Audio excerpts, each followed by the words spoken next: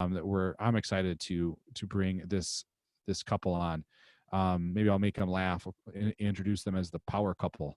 It is Curt and Allison Calder. They are the Utah, or Allison is the Utah chapter director. And yeah, we have so much to talk to them about today. Hello, Allison. Curt, how are you doing? Good. How are you doing, Tim? I am doing great. I'm doing great. So you guys are in two different places here. Who is at? Looks like Allison is at home with her I'm at hands home full. with the kids. That's awesome. Look at that. And Curt, where are you at? I'm at our office. So fortunately, we had a good Black Friday, Cyber Monday, Giving Tuesday weekend. So things are a little bit hectic. So I'm at the office trying to help out. Nice. So tell us a little bit about the Utah chapter, I guess maybe to start with. How's that been going over 2020? I know COVID obviously gave everybody a nice little curveball for sure. And how did you cope with that and with the walk and roll and all of that? Yeah, COVID did the same thing for us as it's done for everyone, really.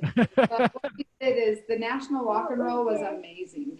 It was the best way to unite all of the chapters across the nation, and we had a pretty good turnout from Utah, which was great. Yeah, it was definitely a good way. I think you had to bond everyone together on such a larger event.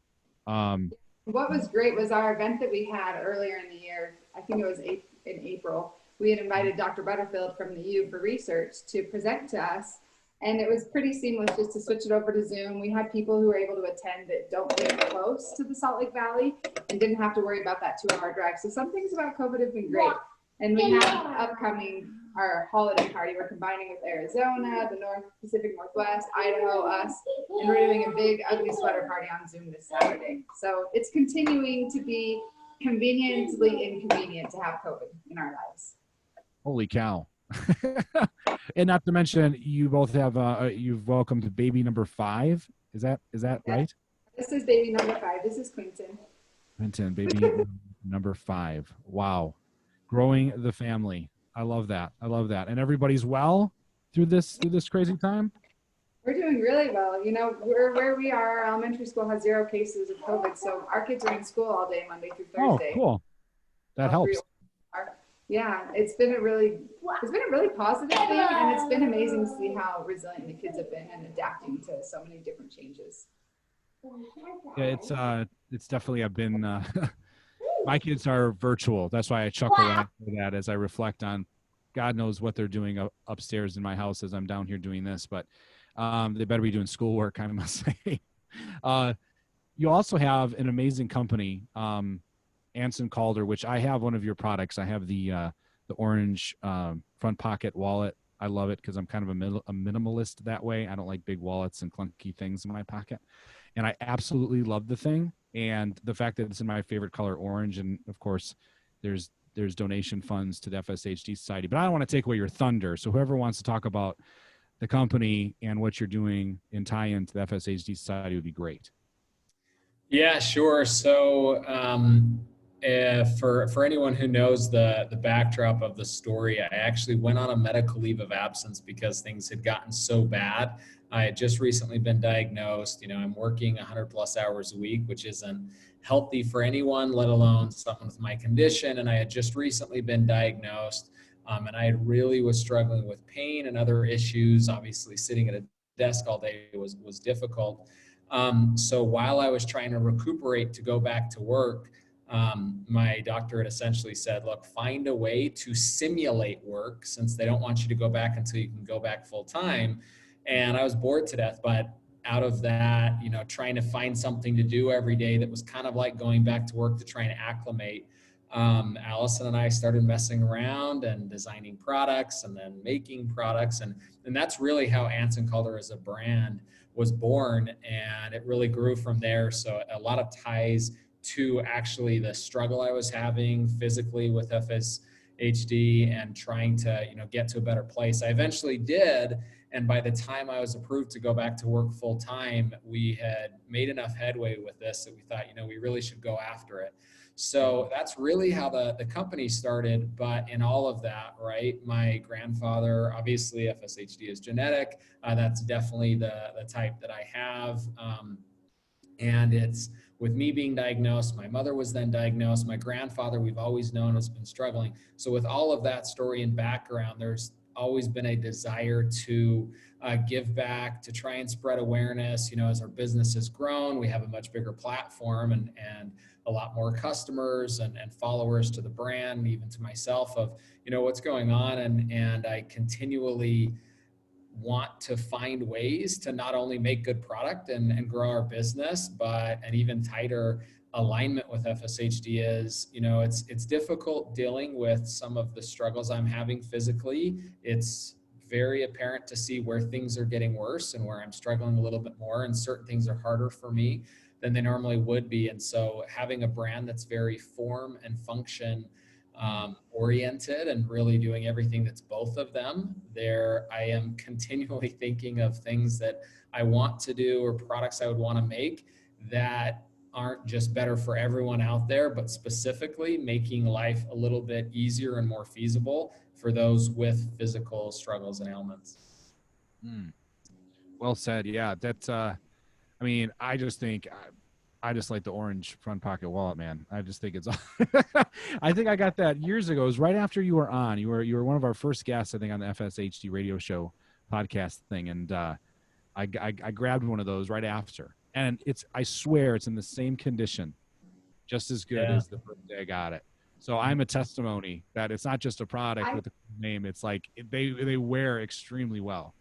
I think you're the first batch of orange, because we did a super, super small batch because it was the color of World FSHD Day. And it was like a tiny batch, but it sold out so fast that we thought, okay, maybe we'll make this part of our normal color. So on our website, we call it FSHD Orange. And we tried to match the color as well as we could with that World FSHD Day on June 20th. And that was actually when we launched it. I think it was June 20th, 2016. Was it really? If I'm not mistaken. Yeah, that sounds right. Yeah, that was good stuff. It's good stuff. I like it. What other products are offered, or maybe is there a new product that you want to talk about? I don't know. I am guilty. Yeah, sure. So not look at the site prior. No, you're good. So to kind of tie into what you're saying, and the wallet you have, which is the card with cash pocket wallet, is our best seller. We sell that like crazy. Our best selling product was actually the Passport wallet until COVID hit. So we sell Passport wallets like crazy, but anybody who goes to the website will see the wallet you have and all of the wallets, they have a patented push slot, which allows you to push your cards out, which in the very beginning, right? So my grandfather is now 94 years old, and I've taken wallets to him. So he has almost no muscles at all now. And so it's very hard for him to do anything. But a few years ago when we started the business, you know, we took a wallet to him, and he could, even with such little physical strength, push the card out where there's no way he could actually pinch to pull a card out of a normal wallet. And so it's that kind of functionality that's really across the board. And like Allison said, we've named all of our orange product. It's the name of the color is actually FSHD Orange. So we really try to drive, you know, awareness there. We give back to the FSHD Society and donating a portion of our proceeds and product and other things. But I'm really trying to push a lot of that stuff. It's interestingly enough, like Allison said, it was a special product, but it sold so well. It is now the best-selling color that we have, especially with our iPhone cases. We've sold out of most of our main product in orange, and with COVID trying to balance all of that to get more orange product out there. But you know, all of that is really something we're happy to do and happy to try and help where we can. In terms of new product, right, we've got our bags that are also actually, maybe that's a story I should share. So our bag system is also patented, where you can really customize a bag to build it around what you want. Interestingly enough, right, I should try to limit what I carry and be more efficient, especially physically, to be overloading one shoulder over the other. So we've designed some products to kind of deal with that. But we had a customer in one of our physical locations in Salt Lake once we moved out here. So I was actually in the store. She came in, her husband is I think it's called a functioning paraplegic, and Allison can maybe correct me on that, but he was paralyzed from the neck down. Through physical therapy, He still has no feeling from the neck down, but he can now walk. He can even drive a car, but he cannot actually, he can't feel anything. So we went to lunch once and he ended up driving and just picking me up from the office. He has to look at his seatbelt to be able to get it in. And it's one of the things you'd never think about. But when we put a seatbelt on, you can feel and sense when you're hitting the plastic or getting into the hole or not. You never realize that. You never look down. Right. And spending some time with him, his name's Christian. He's an amazing, amazing person. And talking to him, I noticed that there are a lot of things that Allison points out. When I put a seatbelt on, I use my left arm to lift my right arm up to grab my seatbelt. I didn't notice I did that. And my wife pointed that out. So there are a lot of things like that. But she came in and bought the wallets because without feeling in his hands, it's much easier for him to get cards out. But also with the bags and the way they're set up, he can now get in and out of things, whereas like just grabbing a zipper is very difficult for him. And I, you know, that the bag is something that we also sell that's very functionally working. I think the most exciting, and this is the first time it will actually be seen, Apple's come out with something called MagSafe, where you can actually attach through magnets a case to your iPhone 12 or a wallet. We just received these prototypes. We actually haven't even put this on our website. Well, we have them for sale on our website, but we haven't gone through with any video or anything. But so the wallet will actually just connect with a magnet and hold on. So that's something that is just available for pre-order as of last week. So in terms of new product, that's something we're very excited about and working on a lot of stuff with that. That is slick. I like that. I like that a lot. Wow. Cool. Man, live, local, late breaking. No, that's great. Man, that's sweet. That's exciting news. Yeah. And are you going to have, is that available in orange? So it is not yet available in orange because we'd run out of orange. So we've got more leather. We're actually trying to fly from France to China during COVID and all of this other mess. So right now, everything available for pre-order will ship in time for the holidays. So it'll arrive before Christmas. So we weren't able to get any orange added to that for that order, but once we don't want there to be confusion. So we will be adding orange and even some other options there, because that is literally, we're sold out of almost every orange iPhone case that we have. So we will be adding orange. It will be in the name of FSHD orange, but we may be a couple weeks away from that going live. All right. We'll have to be patient. Patience. That's like the theme today. I also wanted to touch on this, shifting gears a slight. I know, Allison, you wrote a great article in the Advocate about lineage, right? About that. Can you explain a little bit about the article and kind of the premise? Yeah, absolutely. So the first time I actually was introduced to this topic, I was attending a family conference put on by the University of Utah. And there was somebody who was there speaking, and their topic was the origins of FSHD research. And the first thing they said that totally caught my interest was the very first NIH, the National Institutes of Health, their first grant given for medical research was given for FSHD. Wow. Which just blew my mind. I couldn't believe it. So it was back in the 40s. And as soon as I heard that, I kind of talked with Dr. Butterfield and Dr. Weiss, who were over this, and said, you need to tell more people about this. I have no idea. I'm from Utah, where the study was. My husband is actually in the pedigree of this family, and I didn't even know about this. What? And so I kind of learned a little more about it. So I told June, I said, June, we got to tell people about this. And she said, oh, that's great. Would you like to write an article on it? And I said, maybe I shouldn't give more ideas, June. Dave, be careful. Yeah. She sucks you right in, man. It was great to do, because I got the original paper that was written by Tyler and Stevens. And what was neat about it was genetics didn't really exist back in the 40s. They were still, Mendelian inheritance and things like that. Yes, that existed, but they weren't mapping DNA and like duck spore and, deletions on chromosome. That stuff wasn't happening, 50 years. But that all being said, this paper was really cool because it's this family. They call it a Mormon pioneer family. So they are members of the Church of Jesus Christ. And the guy had come from England and worked his way to Utah. And in Utah, he had several wives. And so he had a big posterity. He had the gene for FSHD because he had it. And they were able to look in his journals and find out. And through his descendants, I want to say they said there are about 13,000 descendants now from him. And he's like in the 1800s, right? This is not that long ago. The reason he has so many descendants is because of the multiple wives, but they have samples from over 200 people, samples from people as early as born. I want to say one of them was born in the 1890s, and they have their DNA sample. And the way that Tyler and Stevens preserved this DNA made it so that they can actually still use it and sequence it now. So they're in the process of categorizing and utilizing all that old DNA, and they're also collecting DNA from current family members. So our family, some of our family has participated so far and given blood.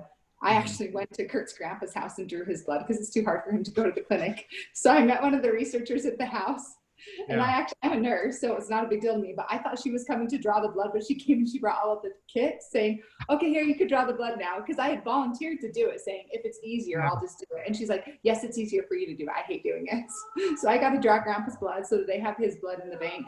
But they take family members who are affected, family members who are not affected, because what the whole goal of all this is, the one thing that the original study from the 40s said was there's a big broad spectrum of expression of this gene.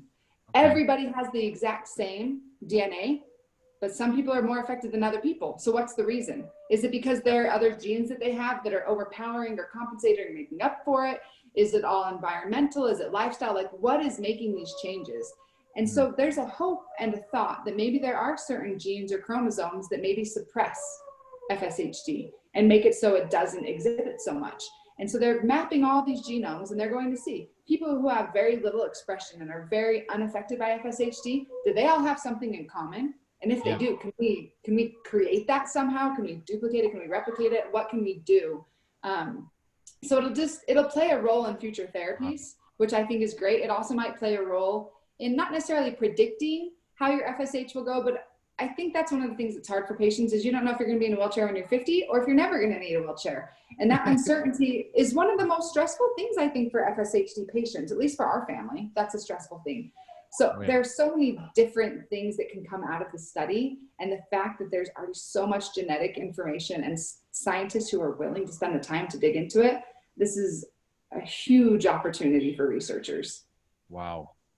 Man, yeah, it's like, and well, not to mention, I mean, I guess I'm kind of dorky about it with the history and like the way it finds its way through like that. I mean, that's amazing, the tie-in and all the lineage there. Oh my gosh, that's fascinating. It's fascinating. It makes me want to give you my blood too. Let's go ahead and look. I know I'm way up here in Wisconsin, but who knows? Let's just see.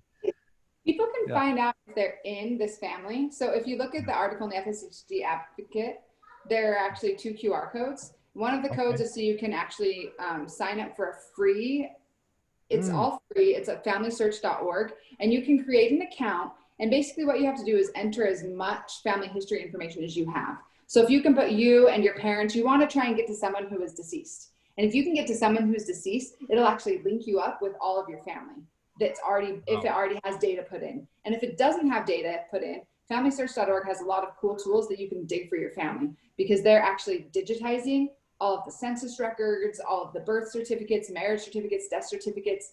Tons of things are being digitized, so it's really easy to look for your ancestors to find out how you tie in. So there have been a couple of people who have been like, oh, I didn't know I was related to them. And it's pretty cool because it's the Garner family, and then it's also our family too. But it's pretty cool. Follow the QR code, and you know, if people want to message me, I'm the Utah chapter director. They can log on and they can message me directly, and I'm happy to have them look more into their family history, because that's something that I do as a hobby, but then also related to this research. It's fascinating. Man, that's amazing. Wow. You know, yeah, I wish I could talk to you guys more. We're up against the clock, unfortunately, but before I let you go, both go, I know people can find Allison's Utah chapter at fshtsdsociety.org and all her contact information there. But Allison, is there any events coming up you wanted to plug or mention? Yes, on December 5th, so this coming Saturday, we have our Ugly Sweater hang out at home holiday party. That bring your great drinks, your snacks, whatever you want. We're going to play some fun games. It's with the Pacific Northwest, Idaho, Arizona, and then Utah chapters. So we have a little bit more of a show. It's all via Zoom. Pop in and pop out when you want to. We have it scheduled for an hour and a half. Should be a lot of fun. Silly games and just chatting and getting to know each other in the best way we can right now. Absolutely. And where can people buy the amazing products Curt. You gotta plug the website, the Anson Calder website. Yeah, AnsonCalder.com. You can find all the product there. You'll find the FSHD orange and everything else. And if you have any questions, just email customer service. We're happy to help where we can. I don't have the wallet on me. I'm so irritated with myself. I should have had it right here and held it up.